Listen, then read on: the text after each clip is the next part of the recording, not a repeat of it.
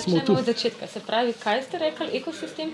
Je enota, je nekaj zaključen, ki vključuje vse organizme na določeni površini. Površino imamo, a ne, to je prostor. Je tako.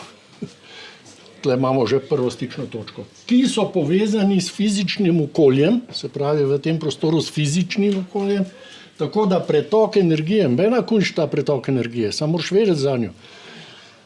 Pri kopenskih, pa tudi morskih, pa rečnih, pa skratka vodnih in tako naprej, svetloba. Svetloba vstopa v ta sistem.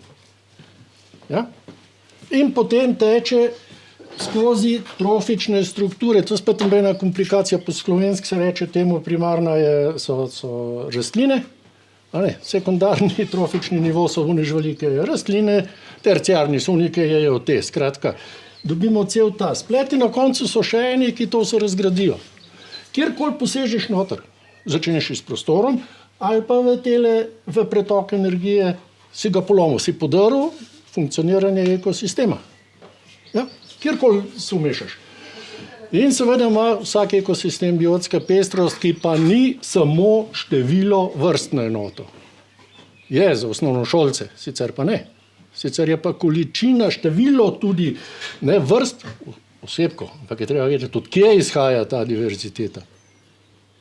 In te diverziteti se lahko reče pravzaprav tudi, ne vrstne, pa imamo še habitatno, pa imamo genetsko diverziteto. In ta zadnja, ker ne, vsi rečemo, ja, vrstna biodiverziteta, pa se pa besi na ekoteroriste, ki ščitijo hrošče in tako naprej.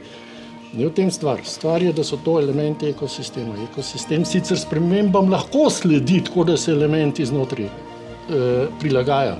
Ne more biti pa tako hiter. Toliko hiter, kot človek poseže to, kar je človek naredil v zadnjih 120 letih, temu ne more noben ekosistem slediti. Zaradi tega se potem vsa ta stvar podre. Kakšne so pa posledice za ljudi? To, da ekosistemi ne zagotavljajo več ekosistemskih storitev. Kaj so ekosistemske storitve? Ja, to je tisto, kar človek ima od ekosistema. Bilo njegove funkcije, recimo čiščenje odpadnih vod, to močvirja delajo krasno. Potem imamo klimatske spremembe, kompenzirajo klimatske spremembe, dokler zmorejo, seveda, če niso prehitre. Skratka, teh ekosistemskih storitev je ogromno, so dobrine, so storitve in tako naprej. In je treba to osnovo vedeti, če ta zgornji kvadrat veste, da se lahko. Jaz sem jim povedal, da bi se dobil, pa bi šel jaz v detajle, ker to je tisto, kar rabiš. In ekosistemi nimajo odvetnikov.